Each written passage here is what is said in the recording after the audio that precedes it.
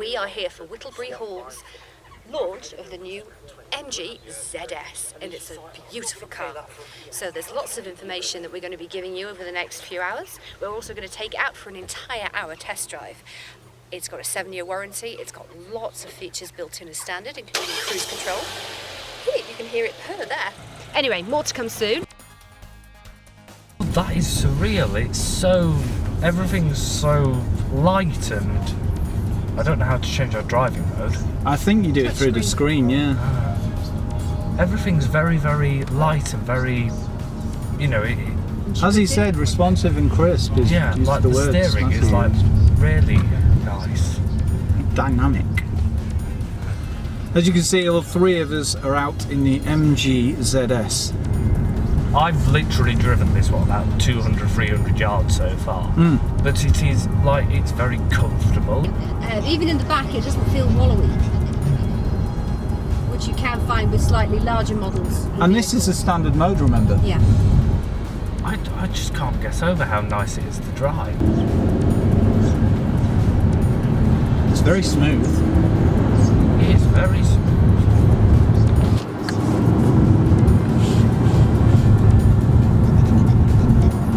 35-gear gearbox.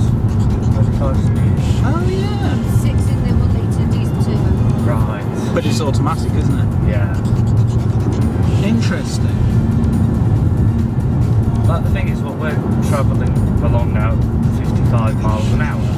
It feels very, what's the word, stable. Yeah. Feels that there's no excessive roll.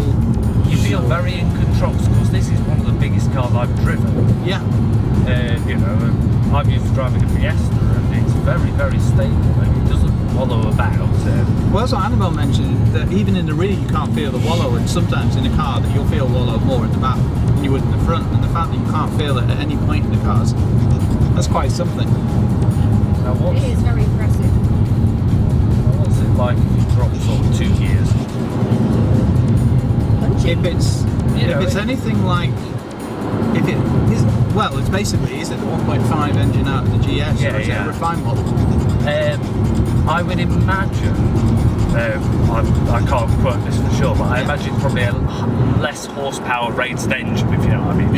It's the same More engine. economical. Yeah. Because if you remember, the GS and the 3, you had to really work the engine to get that power down. So what's it like, say, 3,500, 4,000? Well, it's like now, you know, if you put your foot to the floor, it still pulls. Yeah. But, you know, it's not...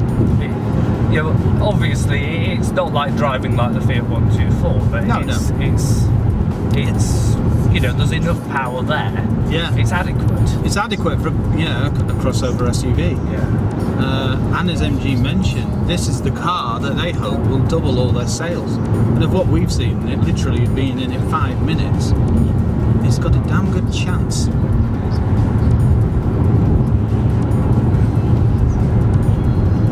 You know, like, that one's going for it. I was going to say, there's another. It's like driving a car. You wouldn't really notice it's, you know, you wouldn't know you're driving, you know, quite a, you know, A high vehicle. Yeah. Yeah. It's very nice driving position. You're just that little bit higher. Yeah. But that's what we liked about the GS, wasn't it? So let's see how it launches, shall we? Route recalculation. So that's 50. It's not bad, is it? No. And that's it. It takes me back to driving that GS. But it seems just that bit more civilised. Whereas the GS is the first type for them, wasn't it? So it was kind of like an Unknown adventure. territory. Exactly, yeah. Like, this is, you really can see that this is their finished product. You know? Oh yeah. When they say this is the best car we've made, it is. It is. Yeah. Like everything in here, you know, all the soft touch materials, all the kit you get. Very premium, isn't it? Yeah. Leather, and you know, you've got this like carbon fibre style trim surround as well. So they've gone for like, well, as they said with the design guy, what's his name, Gotham. Yeah. It's it's a very stylish car. Yeah. Like the thing is, in this Great car, to drive. you've got cruise control, we've got all-round electric windows, air conditioning, Apple sat-nav, CarPlay. Apple CarPlay, good fuel economy. Yeah. And it's like £4,000 cheaper than the equivalent Mazda.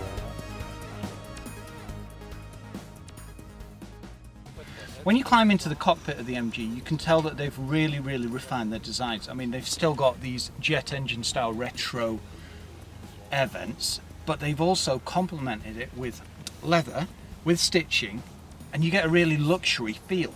You've also got these like trims that in like a carbon fibre style, and you've got lots of little gadgety things as well. You've got bits like slices where you can put bits of paper, you've got cup holders, and they've got a brand new perforated leather steering wheel as well, and cruise control, and all the tech you'll ever need really. So, and Apple CarPlay. What more do you want? Now MG have also thought about the engines in this and the handling and the refinement. So you get 3 dynamic modes. Well, you get a dynamic mode, you get a normal mode, and you get an urban mode. And this lightens or stiffens the steering accordingly and makes the car either more responsive or more comfortable, I suppose is a better way. But you can tell that they've really thought about making this an experience for a driver, which is reaching back to MG's roots. So tech-wise, you've got your reversing camera, you've got electric windows all throughout the car, you've also got cruise control, Bluetooth connectivity and Apple CarPlay. So what else do you need? And it's all delivered with a 8-inch display, which is quite something because most of the other cars have 7-inch displays. As soon as you get in the back of the car, like we saw at the London Motor Show, you get a really refined experience. You've got lots of headroom, you've got lots of leg room. You've also got these like silver chrome effects that lighten up the black doors. So it's a really premium experience, and you've got everything stitched with leather, and it feels really good in here, and it's very comfortable as well. One thing you will notice about this new MG is it has a split level floor, so you can raise the floor to be higher up so there's less of a boot lip. It also has split folding rear seats as well, which makes the area there absolutely cavernous. I mean, it's got the biggest boot in the class anyway, but when you fold it down, you could put literally an engine on a pallet in there.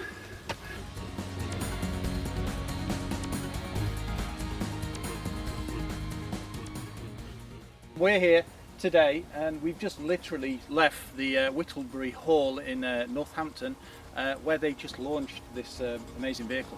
And this is the first time we've got behind the wheel. Myself and Ben have had a chance to drive the car now, but already it's been very impressive.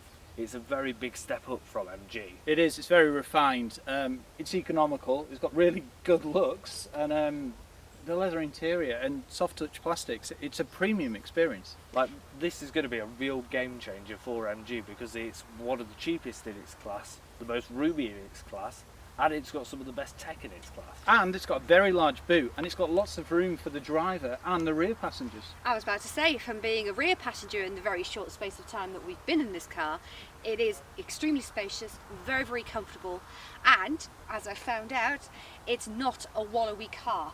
It's a very, very refined car to drive. Everything's very solid, everything's very tight, but it's not uncomfortable. It's the perfect balance of what you want on the UK roads, really, because as we all know, they're not perfect. Yeah, as Matthew mentioned, it's very crisp and it's refined, and that's what they wanted, because the design team worked on this car for 6 months on UK roads to refine it so it could take all these country lanes and all these potholes and all these roads. Slightly uneven surfaces. Well, yes. exactly. Yeah. Like, the amazing thing about this car is like even the base model at just about £12,500, you get things like Bluetooth, you get cruise control, Touchscreen. I love the smart No, charge. the touchscreen comes in the higher ones, but for £12,500, I mean, Good point. to get cruise control and Bluetooth is It's huge. yeah, I mean, cruise control. Who does love cruise control? And especially exactly. with the roads nowadays, cruise control is a safety essential. but Yeah. especially when that's what £2,000-3,000 less than what you would pay for a Ford Fiesta. Yeah, well, exactly, and I mean that's what MG mentioned, wasn't it? That the fact the people that want to go out and they're after a car that's been used, but they want to have a brand new car, but for used car prices, and with these specs, that's what you get. Now, the top of the range model was about 17,500. Yeah.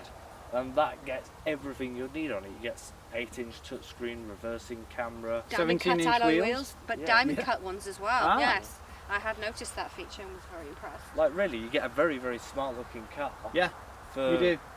Well, £3,000-4,000 less than what you'll pay for one of its competitors. And And the 7-year warranty, remember guys? Yeah, 80,000 miles 7-year as well. I mean, warranty. that is definitely going to be a game changer for MG, wouldn't you agree? Well, that's like what Kia did 10 years ago. It really does show their commitment to the cars. And it put Kia on the map. Yeah, that's Well, exactly. it. It's really going to be a game changer for MG, and I think this car's going to do really, really well. And I think it actually is living up to its name and its slogan of a new era for MG. And as MG mentioned, this is what the new models are going to look like. They've gone for they had a 3-point system. We'll get to that later, but Oh, it the emotional basically dynamism. humanised, Yes. yeah, and refined, and there was some other points. But it meant that, for example, on this one, they've given the grille, it's a big grille, so the MG badge can breathe, as they put it. Because on the other MG cars, the MG was just kind of like, what's the word? Embedded. Yeah, embedded, great word. Embedded on the grille, so there was, it didn't actually shine out. Whereas on this car, they've gone down the line of more like Audi style grills. Now, although at the moment we can't bring you our full review of the car, we really are keen to get our hands on it. We are. We should be getting behind the wheel very, very soon. Yeah, and we want to take it on a 7-day road trip, something like, Land's End to... John O'Groats. Yeah. Possibly Yeah. south of Interesting. France, that would be nice. Well, yeah, exactly. You know, Or maybe even the Geneva Motor Show. It depends on what MG think. And it also depends on time and availability. yeah, we've got, Lots of other factors. well, of course, you're off to McLaren tomorrow. We've got Well, Tesla. yes. We've got Oh, yeah. various It's a other busy, bits and bobs. busy old time. It's a busy time. But well, we're really impressed with the MG XS, and we can't. It's not the XS. I've called it the XS again. I know, it's Oh. the ZS, but we Yes. will get round to thinking that's something we have to change in our mind. But we've been calling it that for so long now. But, I mean, the main when did point we is see we're it? Impressed. Well- You know, it's brilliant. It is, and I mean, that's what we thought when we saw it at the London Motor Show. And that was in if May. you caught our, and it wasn't a review, was it? It was more like a walk around where Michael and I just pointed out little bits.